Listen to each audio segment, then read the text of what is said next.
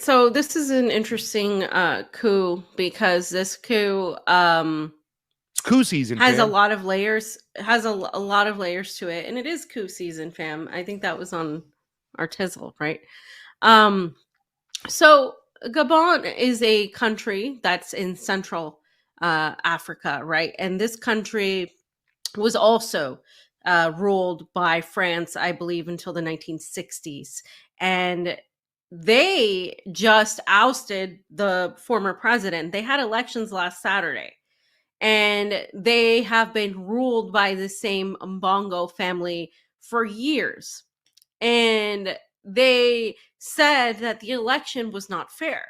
A lot of people were in the streets saying the elections weren't fair, but also not only people, international observers who witnessed the election said the election was completely unfair.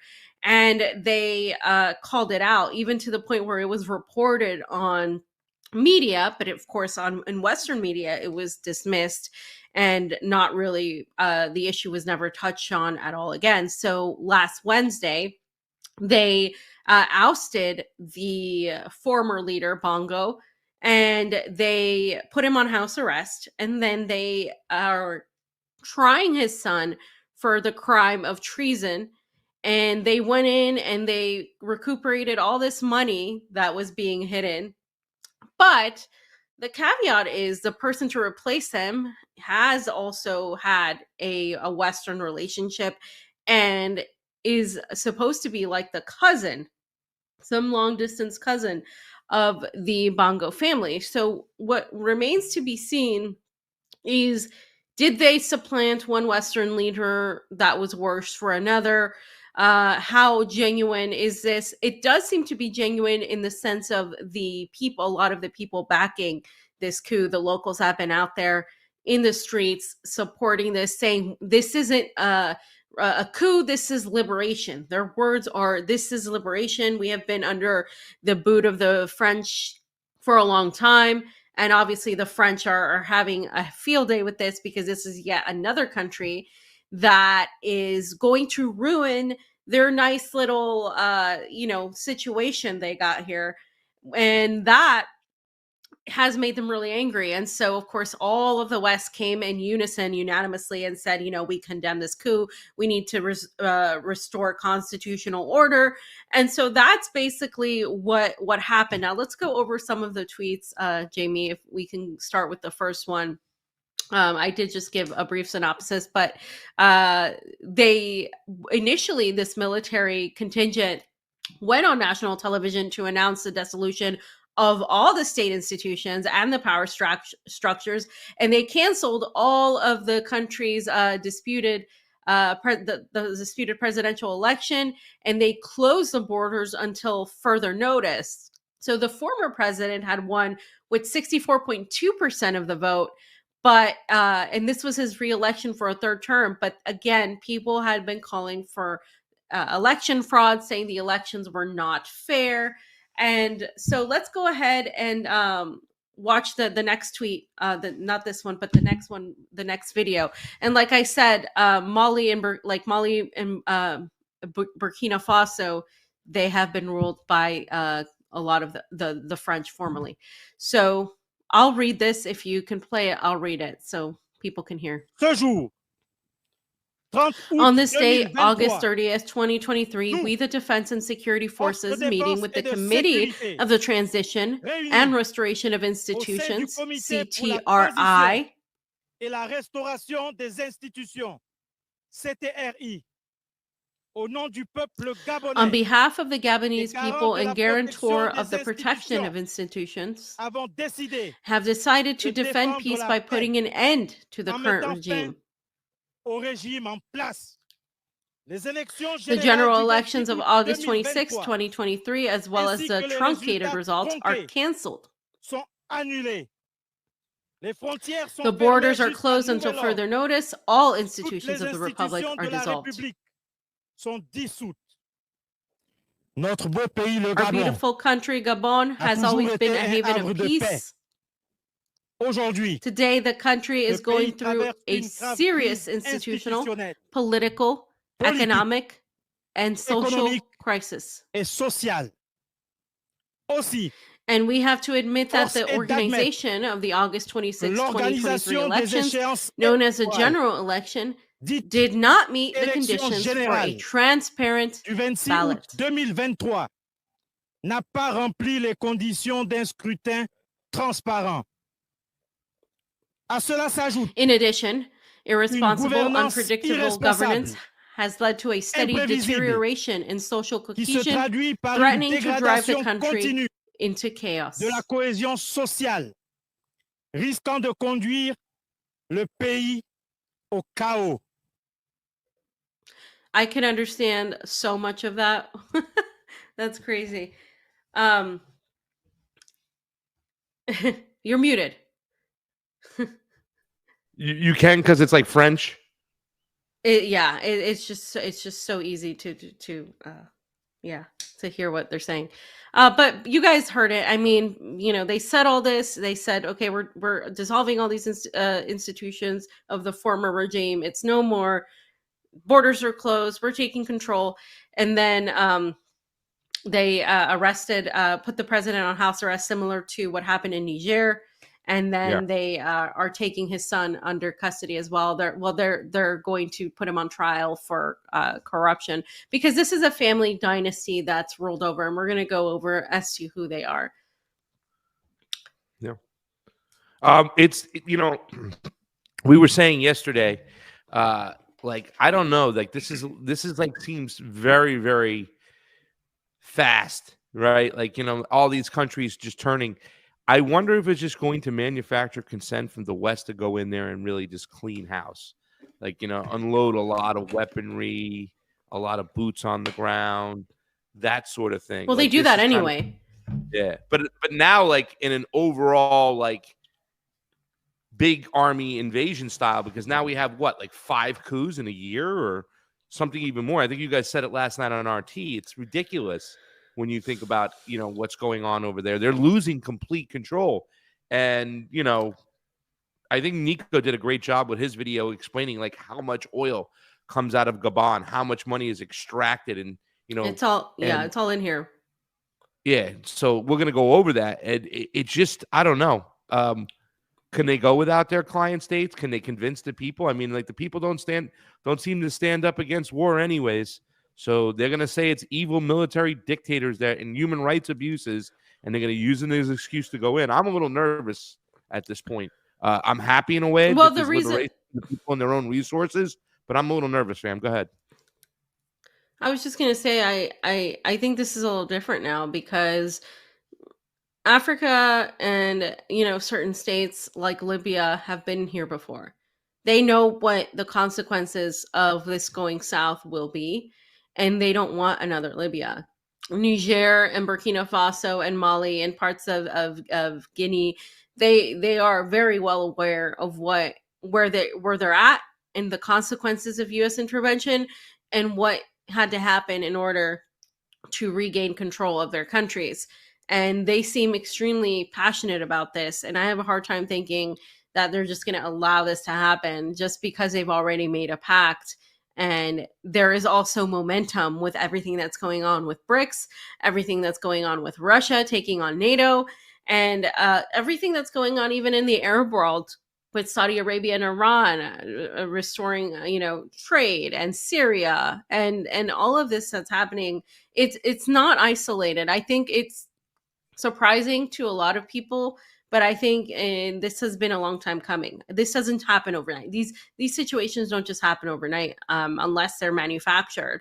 And I don't think, I think for the most part, most of these that we've seen from former French colonies are not manufactured. They're genuine, because they are angry and passionate about what they believe in. They have young leaders like Dore from Burkina Faso who Traore from Burkina Faso, who have, this historic understanding of what's happened to these countries, and are just tired of being completely wiped out in terms of their resources that belong to them. And I think there was this momentum pushed a lot by the Russia Ukraine proxy war, And I think that also helped propel a lot of this. And this is, again, so I'll mention this later, but Russia has refused to sanction Mali. And the UN Security Council has been pushing for this, and Russia said, no, we don't think this is right. And so again, we're seeing this shift, and I think it's a real shift. I think a lot of times we think, well, maybe there's this and that, and it's all part of this and that. Again, I think that dismisses the will of these people and the fact that they're more than capable of trying to push this out. Do I think the West is going to interfere? Of course, they always do. But I don't think it's going to be as easy for them as it was before. Yeah, listen, this is a fight. We've used the term before for the countries fighting for its national sovereignty, obviously the right to make its own decisions, pick its own leaders without the West involving any type of Monroe Doctrine mentality that they think the West thinks they have a right to do. But it really goes down to what Terry talks about all the time. And guys, if you have a chance today, watch WTF, what the F is happening in Latin America. Terry on Thursdays on the Convo Couch YouTube. She talks about the term resource sovereignty. Africa is rich with resources, and we understand this. And now it's essentially more important for the West to control what's going on in Africa because the minerals and the materials they need for the fourth industrial revolution are a little bit different from what they needed during the industrial revolution, right? The cobalt, the nickel, the lithium, all these minerals are very, very important, and the West does not want to give up without a fight. The corporations that control the governments, you know, the fascism that we have in the West is going to push and make any excuse possible for us to intervene. So I know we're kind of sitting back right now, but I'm just wondering what's going to happen. I mean, obviously, with the situation in Niger, France has said they are going to support an ECOWAS type of, push. ECOWAS being the puppet Western governments that are still in place. And let me tell you something, fam, with all this happening right before our eyes, what we see what's going on in Gabon, what we see what's going on in Niger, what we see what's going on in Burkina Faso, Sudan, all these other countries, they need to watch out in Nigeria and all these other countries that somebody don't come looking for them. I mean, I don't know what's sparking a light bulb in the heads of a lot of these generals in these African countries, but they seem to have the will of the people behind them almost every single time, filling up soccer stadiums, people coming out in the streets. These people in these other countries that are puppet governments of the United States, Nigeria being the one at the top of the chopping block, they better watch out. Yeah, so here's just a few videos from the people supporting this coup. And I don't have it here, but RT did get to interview a lot of people on the ground that are basically saying, you know, we're being liberated. This is a liberation. They understand what's going on. They understand that they're being raped. Their resources are being pillaged. They understand it. That's why they're out in the streets, you know, and they're living for like some of them, like 50% of them, extreme poverty, like $5 a day they're living on. It's ridiculous, man. And here's just more videos of just people celebrating out in the streets and just being, you know, entirely happy that this is happening. Like they welcome this. And I think it's hard to say, because the family, like I said, has a lot of ties to the West, this Bongo family. And again, like that's not saying much. This is what we've seen throughout these coups, that the former leaders have these ties, right? And this is from Africa Stream, this video. So they said initial reactions to the coup in Gabon are people in the streets celebrating after nullifying recently conducted elections that have seen the incumbent Ali Bongo officially win 62% of the vote. The military has taken over. They consider the elections a sham, as we said. The Bongo family has been in power for over 50 years. First the father, then the son. The living standards of the Gabonese people have been austere, reflecting poor governance. While Gabon boasts a significant oil resource, 40% of its people live under $1.90 per day, as per 2019 figures.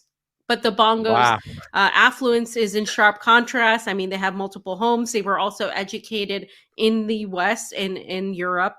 And they had, one of them had ruled, by his death, had owned a massive fortune that included 183 cars, 39 luxury properties in France, and 66 bank accounts.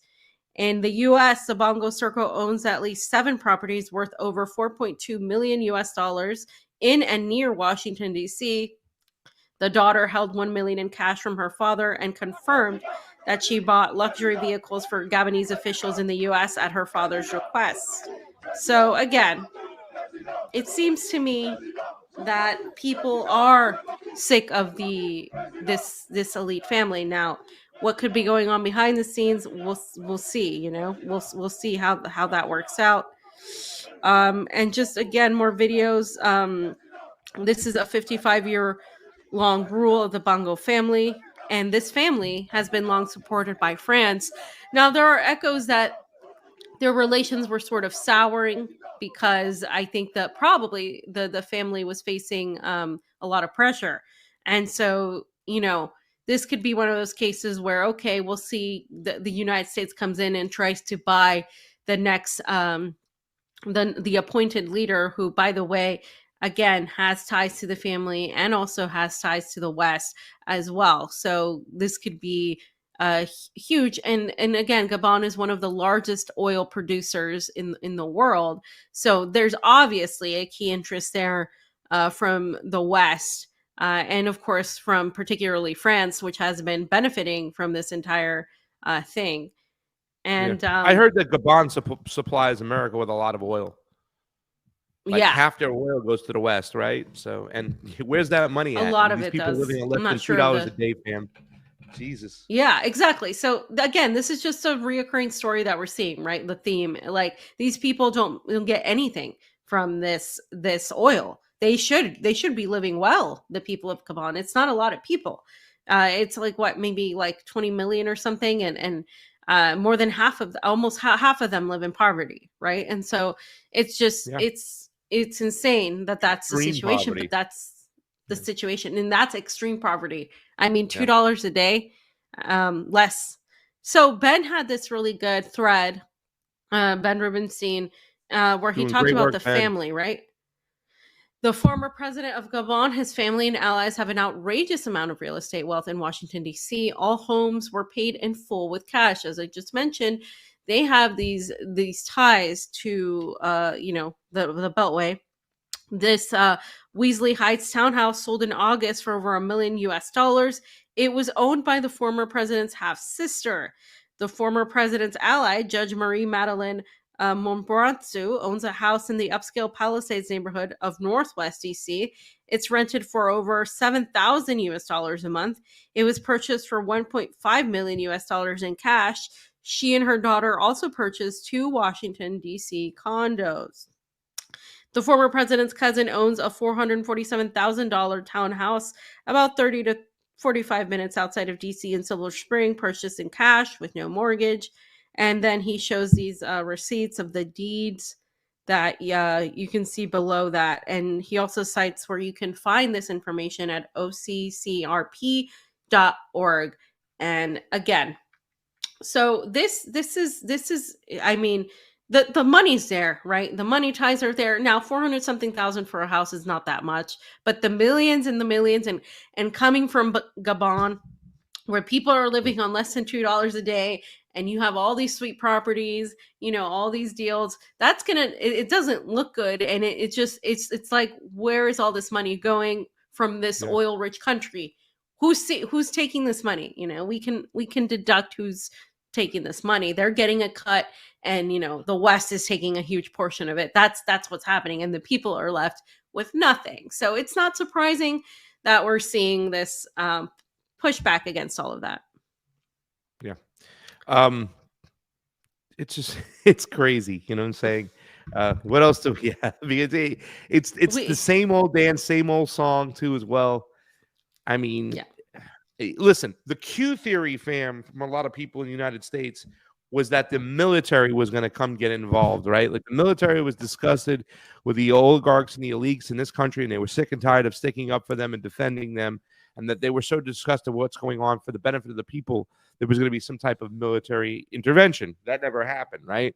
But it's playing out in West Africa like never before, and it does seem kind of to make sense, where a lot of you always hope that the military turns on the government and sides with the people, and we're seeing this on a regular basis now over the last couple of years. It is amazing when you just sit back and you look at the whole situation, because in most situations we've been historically taught that military coups are bad, that it's going to be a human rights violation, that it's warmongers that have the guns and the weapons taking over a sovereign government. This doesn't seem to be the case. It seems to be the opposite, where they're liberating the people of sorts and saying, look at the wealth that has been stolen by these Western puppets. We're going to change course on this now. We're going to throw them out.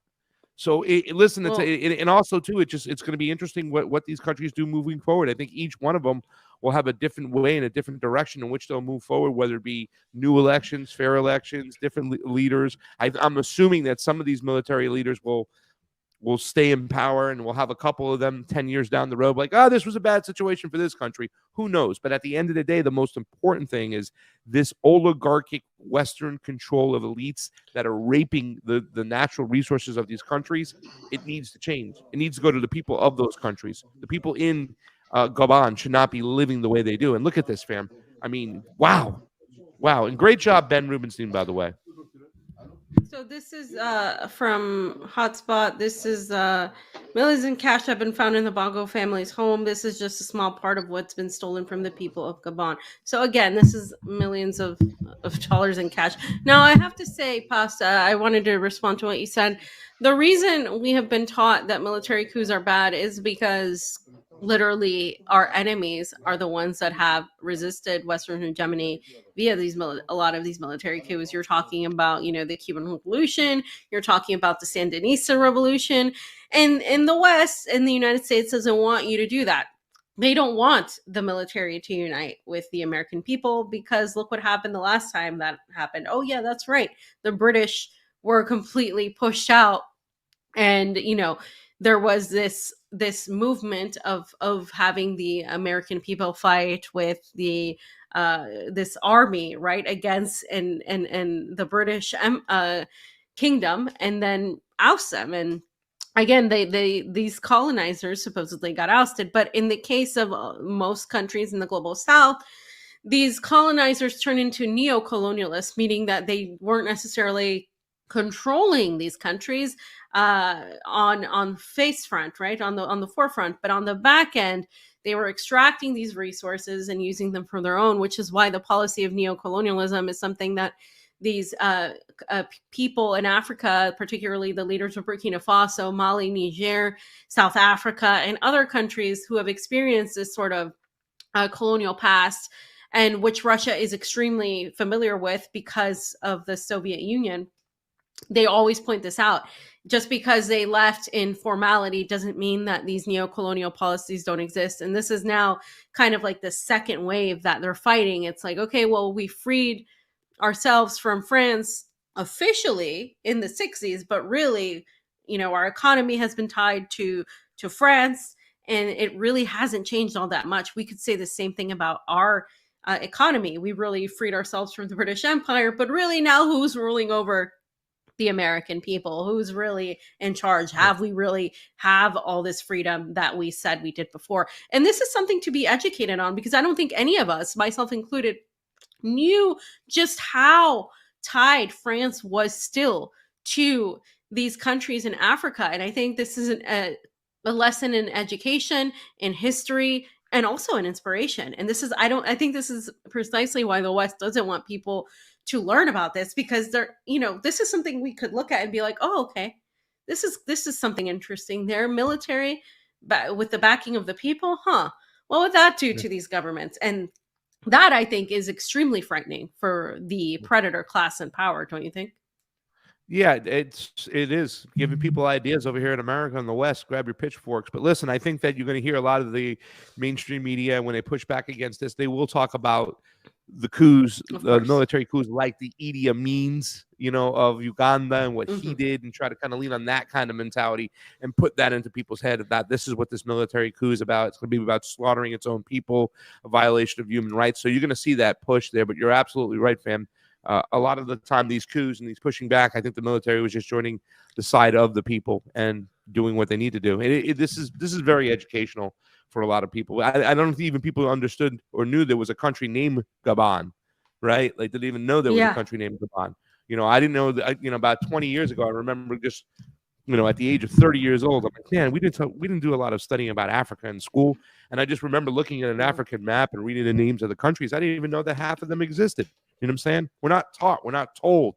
And we're kept in the dark when our military does. I don't know if you remember, but when we first started the show, we were talking about AFRICOM and a lot of these bases that had, pretty much that Donald Trump armed a lot of the drones. The drones were put there in AFRICOM by Obama. A lot of people didn't know, our own congressional members didn't know that we had thousands of troops in Africa, bases and whatnot. This is something we need to wake up to. This is our tax dollars. This is our money, I mean, because it really, to tell you the truth, when you say we're going to pull out, right? We're going to get out of there. And a lot of people are going to say the West are being thrown out. The France is being thrown out there. Well, what do? They're so dependent on those resources that they somehow manufacture consent to stay in these countries for those resources. No, that makes you change your whole way of thinking. If we have to rely on our own country, our own needs, our own natural resources, our own manufacturing, then therefore that changes the way we do business in America. That means jobs, that means growth, that means just no more importing and exporting. See, when the means of productions are controlled by the elites and the oligarch, you have to take what's given. And if they decide not to manufacture or grow certain fruits or foods in their own country because they can get it elsewhere, that's more about control. That's not a smart way of doing business. So when we talk about pulling out of these other countries, it also talks about reinventing the way we do business here at home in the West, being more self-reliant. I say this all the time. We're like, oh, we need a wall to keep people from going in. I said, let's make a deal. I'll give you your wall. I'll give you the biggest wall you want. I'll give them to you with lasers on them. Just close those bases down there in Latin America. Let them have their own resources. Let them have resource sovereignty, national sovereignty. It's also about changing the way we do business here at home. When we say we want to take on China economically, that's like, okay, let's go back to the good old-fashioned American way where we had factories, where we had manufacturing, we had this stuff. Not the fact that Bernie Sanders said, we've changed the way we do stuff over here. We have manufacturing. No, we don't. We don't make shit in this country. We still import everything from China and all these other countries. We need to change the whole way of thinking and the way we do things. Yeah, and the fall of these countries in the West, I think the Achilles heel is going to be that precisely, taking so much from everywhere else that they haven't figured out how to make their own stuff, and that's going to be the ultimate. I think leads to the fall, because France without Gabon is nothing. It really isn't. Without all of its, neocolonial states like Mali, Burkina Faso, that it's been exploiting, Niger. France doesn't really have much, and France would be far more powerful if Africa would allow it to, and they're not allowing it to be anymore. And that's what's really, really pissing off NATO, I think, because through France, I believe NATO has had a hold on these countries for a long time. So I do want to show Niko's little quick video, which summed up a lot of things as we get towards the end of this segment. Cheese Slice, if you can just pull it up, we'll go ahead. Let's go full screen on that, Cheese Slice. Yeah. France is just having a horrible month, as another one of their African puppets was just overthrown, this time in Gabon. That's right. Earlier today, Ali Bongo was overthrown. And as you can see here, the people of Gabon are just all torn up about it. Now, of course, some of you may be wondering, why would the people of Gabon prefer a military junta as opposed to the quote-unquote democracy they may have had before? So Gabon is actually one of the largest exporters of oil in the world, and 50% of that oil is exported to the United States. Gabon is also the fourth largest exporter of minerals on the planet, two of those minerals being uranium, which we know France needs, especially given the coup in Niger situation, and manganese, which has many applications, one of which is acting as a filler for batteries, which we know will be huge given this power struggle that we are seeing come about because of the Fourth Industrial Revolution. So given those facts, and the fact that France has at least 110 companies in Gabon, you think that the people of Gabon would be pretty well off, right? Well, at least the former president benefited from it, considering he had 70 bank accounts, 39 apartments, 2 Ferraris, 6 Benzes, 3 Porsches, and a Bugatti in his 42 years of ruling. And the president who was just overthrown is the son of the former president, who has been ruling ever since. So I'm sure he's not too far removed from that life of luxury either. But as for the people of Gabon, well, there's about 2.3 million people living there, and 32% of them live in extreme poverty, surviving off of only roughly $5 a day, which is absolutely unacceptable and ridiculous considering the insane amount of natural resources they have at their disposal. It's really starting to look like Africans are fed up with the West. You're either going to do business the right way, or they're going to oust your puppet, and they'll figure it out themselves. Either way, it looks like neocolonialism in Africa is dying, and I, for one, am absolutely here for it. Good Yep. stuff. So Good in stuff. summary, Yeah. makes sense. Yeah. And the last couple of things I wanted to show were just some updates, because there were a couple updates on this. So they elected a transitional president. Okay. So they elected a transitional president. They placed Bongo on house arrest, and they are going to try his son and are detaining him for treason and corruption. The West, and led by France, obviously, and Macron has condemned this and said they need to restore the former government. But the locals in the streets say this is actually a liberation whenever they're interviewed by any of the media. And this is what we talked about today. Russia is blocking sanctions against Mali at a UN Security Council meeting. And just another update on Niger. Niger has given France 4 days to remove all troops, and it has nullified all security agreements with Paris. September 3rd is the date that Niger has given France to remove all of its troops. So if you want to keep up to date with what's going on in pretty much all of Africa right now, the central area, it's a little different. So ECOWAS was part of the West African states. They have ECAS, which is the Central African states. So the thing people are waiting for is, will ECAS, do what ECOWAS did, threaten intervention? The African Union has suspended already Gabon. This is just the latest news.